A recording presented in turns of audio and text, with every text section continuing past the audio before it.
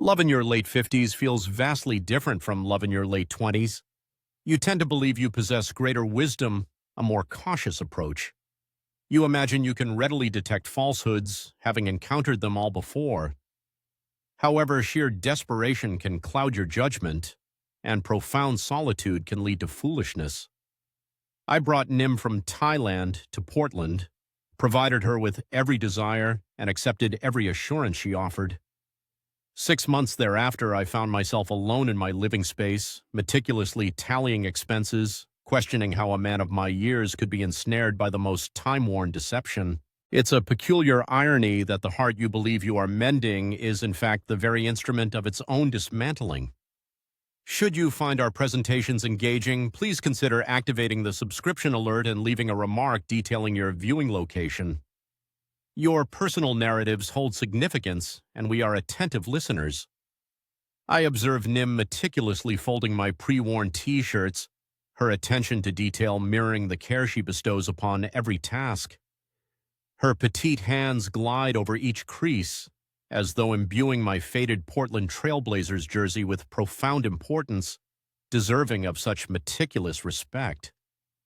She has resided in my residence for 3 months now, and I still struggle to comprehend that she selected me. The morning sunlight perfectly illuminates her dark tresses, and for a fleeting moment, my 58 years fade from consciousness. The divorce decrees I finalized 2 years prior vanish. My children, who grace me with calls perhaps twice annually, are also forgotten. In this present instant, only this striking 28-year-old woman occupies my kitchen, softly singing an unfamiliar Thai melody as she prepares my coffee precisely to my liking. "John," she states without lifting her gaze. My thoughts were returning to the subject of English instruction. The local community college offers a course commencing next month. Before she even completes her sentence, I reach for my wallet. "How much?" She turns, and her dark eyes soften in that particular manner that invariably tightens my chest. "You don't need to finance everything," she murmurs. "I can work part-time, perhaps clean homes, or—" I place my credit card on the countertop. "You concentrate on your English. I want you to feel settled here." She approaches and encircles my neck with her arms. I am not a tall man, yet she must elevate herself onto her tiptoes to bestow a kiss upon my cheek. "I already feel at home," she whispers, "because you are here." Good heavens, how I yearn to accept that sentiment, how desperately I need to embrace it. Later, she is engaged in a telephone conversation with her family in Chiang Mai. While the language eludes me, the inflection is unmistakable. Concern, urgency. Upon concluding the call, her eyes glisten with unshed tears. "Is everything all right?" She nods with excessive haste. "Just missing them. My mother inquired about your potential visit to Thailand. We could journey there for Christmas," I suggest. "I would welcome the opportunity to meet your family." A subtle expression crosses her features, vanishing before I can interpret it. "That would be truly wonderful." That evening, I engage in my customary journaling, a practice I have maintained daily since my divorce. Perhaps this is the manifestation of second opportunities. It is conceivable that at 58, I have at last discovered someone who perceives the man I aspire to be rather than merely the person I have been. Yet, as I drift towards sleep, I detect her voice, a hushed murmur into her mobile device from the sanctuary of the bathroom. The words are in Thai, but the intonation carries a distinct quality of secrecy. When she returns to bed, a palpable chill emanates from her, a sense of emotional distance. As I reach for her, she offers a mumbled excuse about fatigue and turns away. I endeavor to dismiss it as insignificant, homesickness perhaps, or cultural disparities. Nevertheless, a small, sharp sensation lodges itself in my chest, an unease that I cannot entirely dislodge. 8 months prior, I was sipping rather unpalatable coffee at a cafe in proximity to Chiang Mai University, grappling with the daunting task of reconstructing my life. My former spouse had absconded with half of my possessions and a significant portion of my self-assurance. My teaching position back home had evaporated. My children could barely be bothered to return my calls. And at 57 years of age, I felt like a spectral apparition in my own existence. It was at that juncture that my gaze fell upon her. Nim was seated in solitary contemplation at a corner table, diligently assessing assignments with an air of profound concentration. She was attired in a modest sapphire dress, her hair neatly gathered, lending her an appearance of seriousness and professionalism. When she detected my persistent observation, she did not avert her eyes. Instead, she offered a smile. "You are American," she stated as I approached her table, her observation delivered as a certainty, not a query. "Indeed, I am John. I instruct English here, and I am Nim. I am a student of English in that institution." She indicated the university directly across the street. "Furthermore, I occasionally provide translation services for tourists." Our conversation spanned 3 hours. She made no inquiries regarding my age, my marital dissolution, or the reasons behind an American educator's presence in northern Thailand, laboring for virtually no remuneration. Her curiosity was directed towards literature, global exploration, and the elements that elicited laughter from me. When I confided in her about my ex-wife's departure for a younger partner, she offered neither commiseration nor counsel. Her sole response was, "Certain individuals lack the capacity to recognize a benevolent spirit." That same evening, we ambled along the banks of the Ping River. The sun was descending, casting a warm glow as vendors offered blossoms to couples strolling hand in hand. I felt a peculiar awkwardness, a sense of being too advanced in years for overt displays of affection. However, Nim procured 2 jasmine flowers, tucking one behind my ear. "There," she declared, a laugh escaping her lips. "Now you resemble someone who belongs in this setting." For the first time in a considerable period, I experienced a sense of belonging. Henceforth, our evenings were invariably spent together. Upon concluding her classes, she would rendezvous with me at various establishments within the historic city.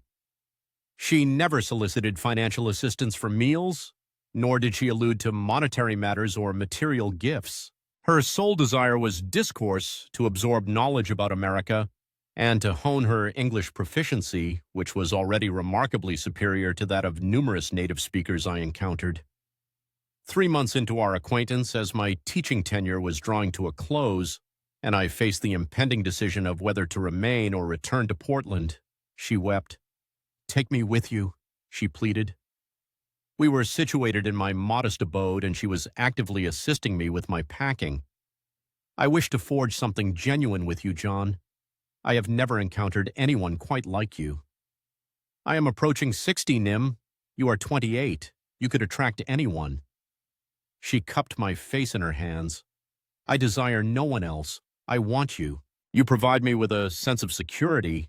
You make me feel truly perceived." That night, she presented me with the application form for a K-1 Fiancée visa, which she had already begun to complete. "I have been contemplating this for several weeks," she informed me. "I wish to relocate to America. I want to be with you."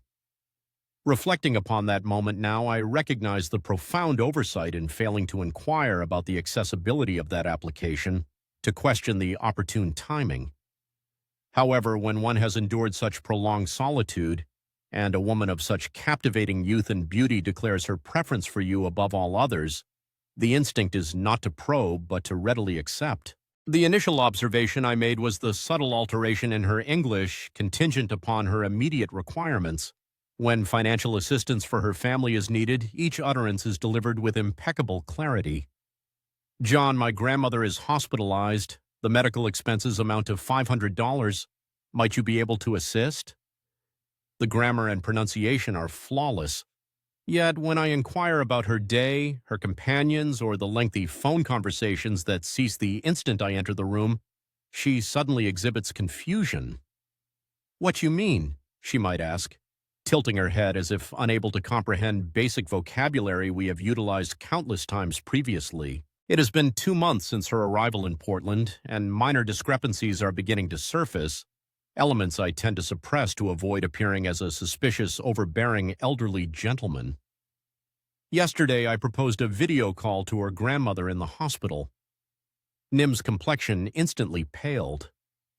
Thai hospitals do not permit video calls, she stated hastily. Their regulations are exceptionally stringent. However, last week you engaged in a video call with your cousin from what appeared to be a hospital room. She regarded me for a prolonged interval and I detected a flicker of something cold in her eyes. Subsequently, tears began to flow.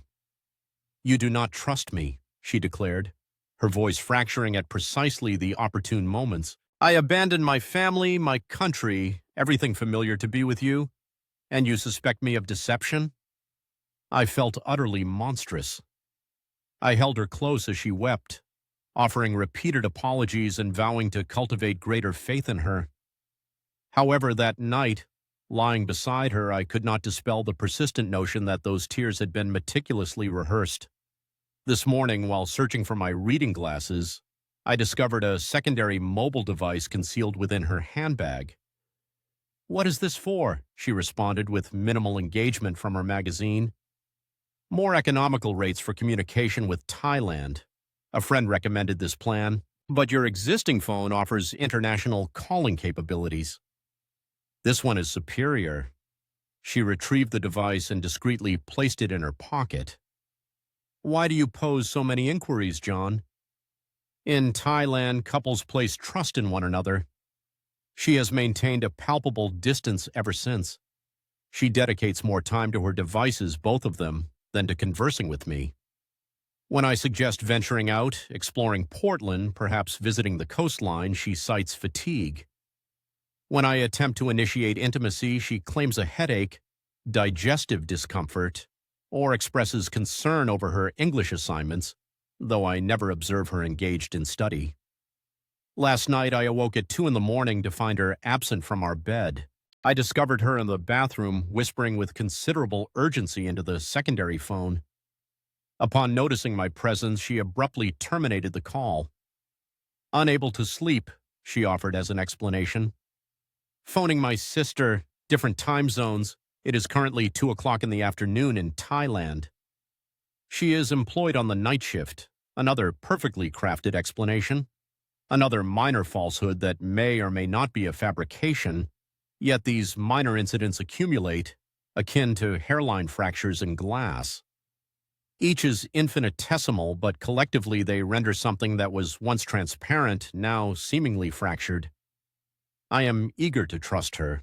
I must have faith in her, for if I cannot place my trust in Nim, if this exquisite woman who traversed an ocean to be with me is fabricating tales of telephone conversations, hospital visits, and ailing matriarchs, then what does that signify about me? What does it reveal about my susceptibility to deception? She did not return to the residence on Tuesday night. I remained awake until 4 a.m, initiating calls to her phone at hourly intervals, each attempt connecting directly to voicemail. The automated greeting had transitioned to Thai, no longer the English it once was. I paced my apartment, meticulously checking the locks, peering through the window, constructing increasingly dire scenarios with each passing hour: a vehicular mishap, a street robbery, immigration complications, hospitalization, abduction. By Wednesday morning, I was prepared to contact the authorities. However, what information could I furnish them with? My girlfriend departed and failed to return. She is 28 years of age, not a missing child. Adults possess the prerogative to vanish if they so choose. She entered the apartment on Wednesday afternoon as if no interruption had occurred. Where have you been? I attempted to modulate my voice, but it emerged with a choked quality. I stayed with my companion, Nina. She articulated this with utter casualness, hanging her handbag on the hook adjacent to the door. Who is Nina? You have never previously mentioned her. I met her in my English class. She originates from Laos, a very agreeable young woman. Nim divested herself of her shoes and proceeded towards the kitchen, as though this entire sequence of events was entirely commonplace. I hadn't imagined her deceased in a ditch for 18 hours. But her clothing carried an unusual scent, the sharp, expensive aroma of men's cologne, not the common, inexpensive body spray a younger person might use. It suggested someone older, more refined. I followed her into the kitchen, a silent observer. When she turned, I saw it for a fleeting moment. Guilt etched across her features, a swift shadow passing over her expression. "You're acting peculiar, John," she stated. "Why all the questions?" My response was direct. "Because you vanished for 18 hours without any contact." She reiterated her claim of being with Nina, explaining her phone had died. This prompted my further inquiry. "Then why didn't you borrow Nina's phone or return home for your charger?" I had been consumed by worry. Her expression shifted, the confusion evaporating, replaced by a harder resolve. "Are you attempting to control me, John? Much like my former partner in Thailand, constantly inquiring about my whereabouts, my associates, my activities." I tried to reassure her. "I'm not trying to control you. I was concerned something might have happened." She countered, "Nothing happened. I was with a friend." Tears began to fall, but they felt different this time, a calculated display. "Perhaps I made an error coming here," she mused aloud. "Perhaps you don't desire a girlfriend as much as you want a possession." And just like that, I found myself offering apologies, embracing her, pledging greater trust, and pleading with her not to depart. She permitted my comfort, yet her body remained rigid against me. That night she slept turned away. Upon waking at 3 in the morning to use the restroom, I noticed she had updated the security codes on both her mobile devices. The following morning, while sorting through laundry, I discovered a receipt in her jean pocket. It was from a downtown Thai establishment dated Tuesday evening, the same night she claimed to be at Nana's with a non-functional phone. The bill amounted to $67. In my entire life, I had never spent that much on a single dinner. It was evident that someone else had financed her meal that Tuesday night, someone who favored high-end wine and tipped 20%. Someone who was not me. I tell myself I wasn't deliberately prying as I gaze at her phone screen, but we both understand that's a falsehood. She's in the shower, humming that familiar Thai melody. Her phone vibrated on the nightstand, displaying a message in Thai accompanied by an image. It was the face of a young man, perhaps 25 years old, with a bright smile and fashionable hair. His name was followed by 3 heart emojis. My hands trembled as I captured a screenshot of the exchange, preparing to run it through Google Translate. His message read, "Miss you, baby. When are you coming back to me?"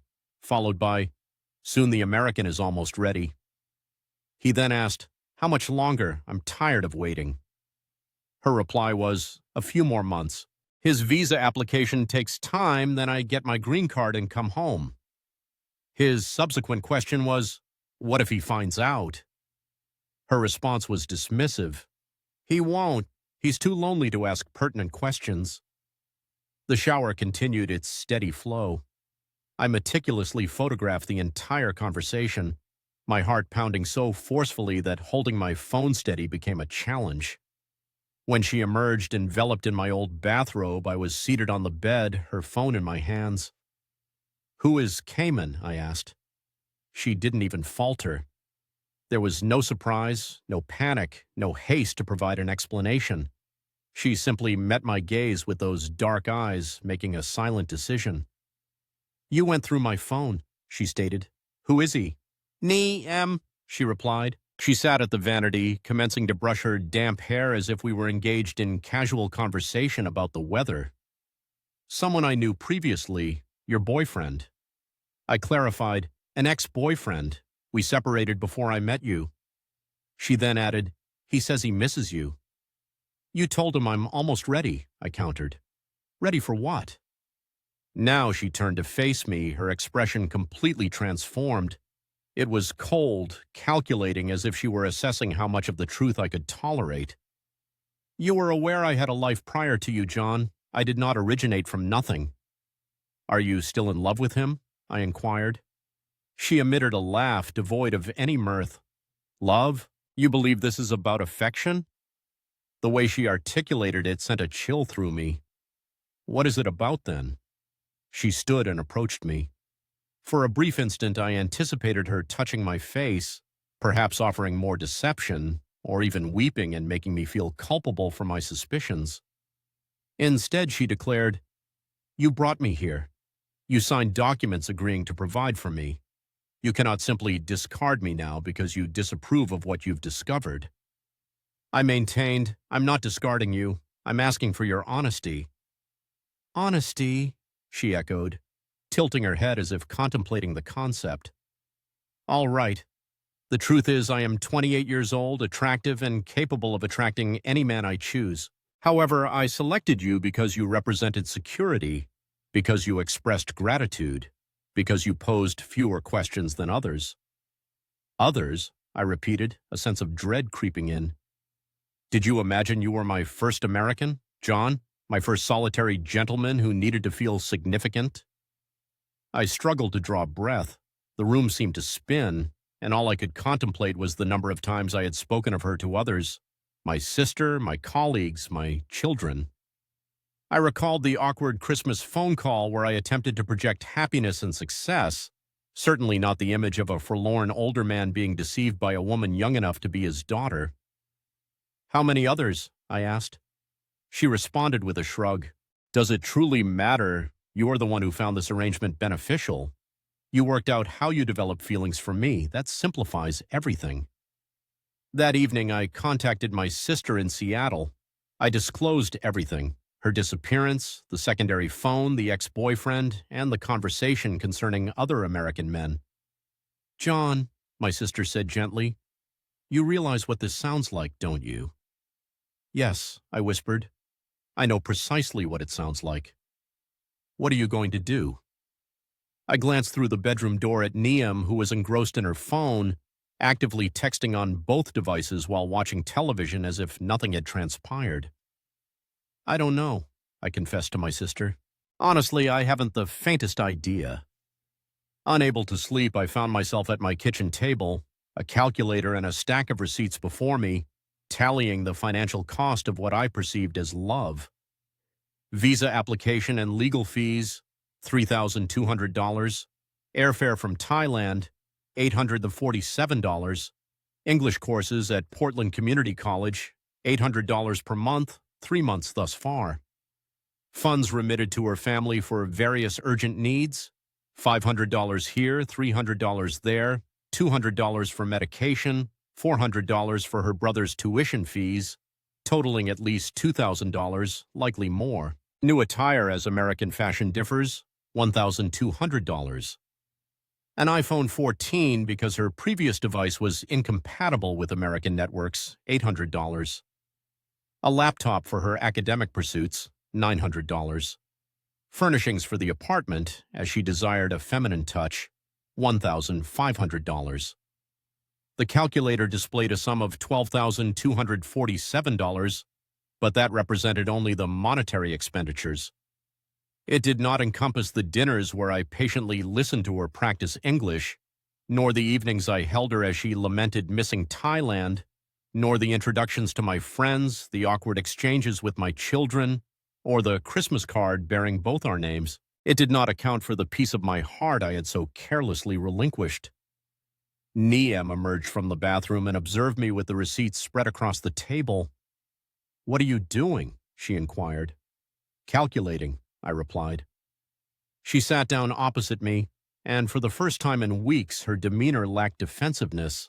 Instead, she appeared curious, as if genuinely interested in my thoughts. Calculating what? She asked. What this has cost me. She picked up one of the receipts. Dinner at your favored Thai restaurant. $85 for two, largely due to your ordering 3 appetizers and the most expensive curry on the menu. Everything revolves around money for you Americans, she commented, her voice tinged with weariness. I offered you my heart, my body, my time. I abandoned my country for you. What is that valued at? I'm unsure, Niam. You tell me. What is its worth to you? She remained silent for an extended period, scrutinizing the receipts as if they were written in an undecipherable script. You wish for me to declare my love for you? She finally asked. I want you to speak the truth, I responded. The truth is complex. Attempt it, she urged. She looked up, and for a moment a genuine vulnerability, perhaps even sadness, flickered across her face. The truth is, I never intended to fall in love with anyone. Not you, not Cayman, not anyone. Love complicates matters. Love renders one vulnerable. So you don't love me. I'm uncertain of my feelings for you, John. However, I am aware of my feelings for him. It's akin to being struck simultaneously in the stomach and the heart. And what is that? I pressed. Security. He provides me with a sense of safety. He understands me. He knew me before I felt compelled to adopt a different persona. You don't need to pretend with me, I countered. She laughed, a gentle sound, devoid of malice. Yes, I do. You desire a girlfriend who perceives you as handsome, intelligent, and amusing.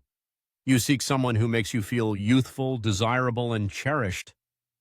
If I were to reveal my true self, tired, apprehensive, simply striving to endure, would you still desire me? I wanted to say yes, but the words caught in my throat because she was correct. I had not fallen in love with an actual person. I had fallen in love with a performance. I assumed as much, she stated softly. So we both received what we needed for a period. She then gathered the receipts and returned them to me. Now you comprehend the cost and I understand the value. She retired to bed while I remained at the table until dawn, staring at figures that suddenly held no significance. We need to talk.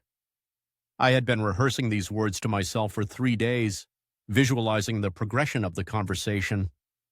Finally, on Saturday morning, I requested she join me at the kitchen table. I'm aware of Cayman, I began. I know this was prearranged. I know you're awaiting your green card to return to him. She offered no denial, merely a nod as if a sense of relief washed over her. What do you want, John? She inquired. I want you to be truthful with me, just once. No more charades, no more falsehoods. If you require financial assistance to return to Thailand, I will provide it, but please, just tell me the truth. A subtle shift occurred in her expression. The facade crumbled, and for the first time since her arrival, I believed I was witnessing the genuine Niem. She appeared younger, considerably more fatigued. You desire honesty? She asked, reaching across the table to grasp my hand. All right. You're a good man, John. You are kind and generous, and you deserve someone who can love you as you require. However, that is not me. My throat tightened. No, that is not me. Why not? She asked. She was silent for a considerable time, her hand still holding mine. When she finally spoke, her voice was softer than I had ever heard it. Because I learned a long time ago that love doesn't cover the rent. Love doesn't send money to your family when they are hungry. Love doesn't secure you a visa to a nation where you can forge a better existence. So this was solely about finances? No, she replied, squeezing my fingers. It commenced in that manner. You're not quite what I envisioned. You're unlike the others. What others? Men who believe they can purchase a spouse. Men seeking a subordinate, not an equal partner. Men who assume that young women from abroad are sufficiently thankful to accept any proposition. She met my gaze directly. You genuinely care for me. That outcome was unanticipated, but not to the extent of altering anything. No, not enough to instigate any changes. I gently withdrew my hand. So, where does this situation leave us? I'm uncertain. I'm not yet prepared to return to Thailand. Carmen is... He is intricate. We frequently disagree. Here with you, life possesses a sense of tranquility, a simplicity. She paused. Please, grant me an additional 6 months. I pledge to become the girlfriend you desire. I will exert greater effort. I will ensure your happiness. The way she uttered, promise, sends a chill through me. It echoes the same tone she employed when she vowed eternal devotion. She swore she would never inflict harm upon me. She promised that our connection was genuine. I can no longer continue this, Nim. Yes, you can. You adore me. I cherish the version of you I imagined, but that individual does not exist. She observed me for an extended moment, then stood. You're making an error, John. You will revert to feeling solitary. You will recall the comfort of having someone choose you. Perhaps, but at least my solitude will be accompanied by authenticity. That evening, she attempted to entice me. She donned the crimson attire I had purchased for her. She prepared my most favored meal and played the melody to which we danced on our inaugural night in Portland. She offered a smile, touched my arm, and expressed her regret, her desire to recommence, her need for me. It was a compelling display, but merely a performance. I slept on the sofa the first time since her arrival. Upon waking, I found myself alone. The apartment was exceptionally silent. I understood before I even rose from the couch, before I checked the bedroom, before I surveyed the closets, that Nim was gone.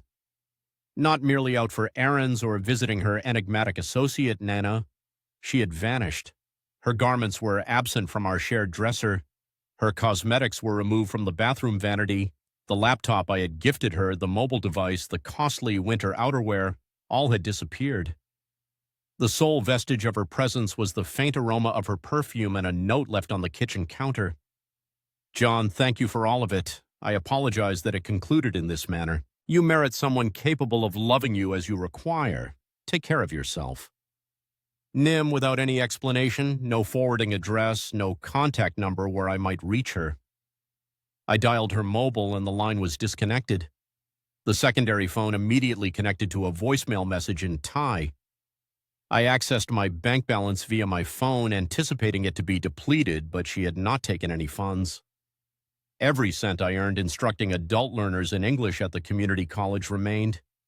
Perhaps that was her gesture of not being entirely without compassion. Perhaps she simply knew I had already updated all my security credentials. I settled into my vacant apartment, attempting to evoke an emotion. Anger, sorrow, relief, yet there was an utter void. It felt as though I had been emptied, left to discern what was intended to fill the space. My phone rang. It was my sister. "How are you? She has departed." "Oh, John, I am so sorry. Do not be. This is for the better, is it?" I surveyed the apartment. My books were returned to their rightful place on the shelves, arranged as I preferred. The television was no longer tuned to Thai soap operas. The kitchen carried the aroma of coffee, not the pungent fish sauce she incorporated into everything. The silence now felt distinct, not indicative of loneliness, but of peace. "Yes," I conveyed to my sister. "I believe it is. What will you do now?" "I haven't the faintest idea. Live, I suppose. Discover who I am when I am not striving to please someone else." After concluding the call, a realization dawned upon me, something that should likely concern me, but does not. I never truly knew her. Not her actual surname, not her precise residence in Thailand, not even if Nim was her given name. For 6 months I cohabited with an attractive stranger who articulated precisely what I longed to hear. I poured myself a cup of coffee and sat at the kitchen table where our final conversation had occurred. The receipts remained in an orderly stack, precisely where I had left them. $12,247 for 6 months of feeling desired. It felt simultaneously excessive and insufficient. However, as I sat there observing the morning light suffuse my tranquil apartment, another understanding emerged. For the first time in 2 years, I was not experiencing loneliness. I was simply by myself. And those are markedly different states of being. It has been 6 months since Nim departed. My anger has dissipated, not towards her, not towards myself, nor towards the universe for making love so perplexing as one approaches 60. I now comprehend my sister's assertion that I was susceptible to this. Following my divorce, after my children had grown and established their own lives, after years of feeling inconsequential in my own existence, I was not seeking affection. I was seeking validation that I remained worthy of being loved. Nim detected that vulnerability from across a cafe in Chiang Mai, and she possessed the precise knowledge to fulfill it. She made me feel extraordinary, selected, yearned for. But I was never truly significant to her. I was merely available. I do not believe she was malevolent. Perhaps she was simply desperate in her own manner, endeavoring to survive in a world that afforded her limited prospects. Perhaps she genuinely required funds for her family. Perhaps Cayman subjected her to mistreatment.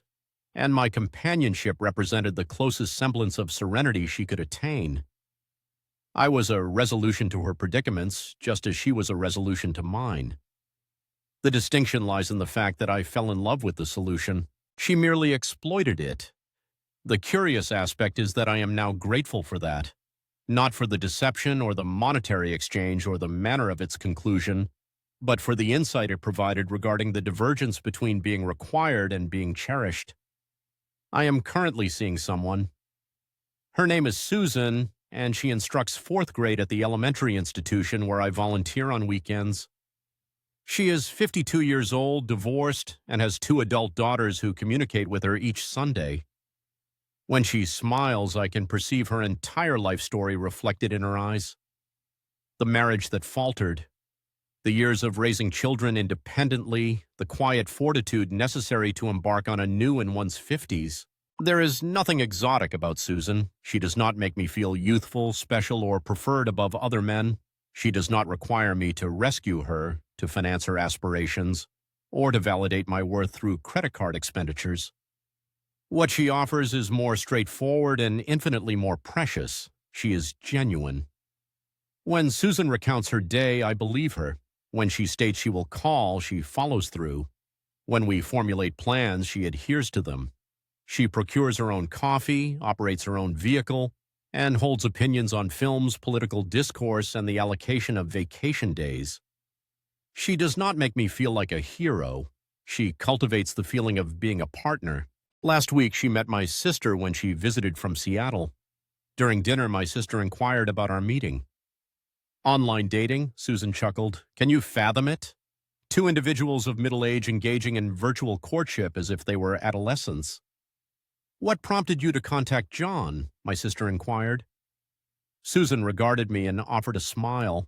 His profile was candid.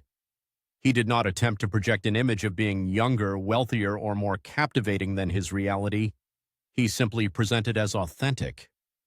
Following my sister's departure, Susan and I were engaged in washing dishes. It occurred in my kitchen. The same kitchen where Nim would typically recline and converse with her boyfriend while I prepared supper. May I pose a question to you? Susan inquired.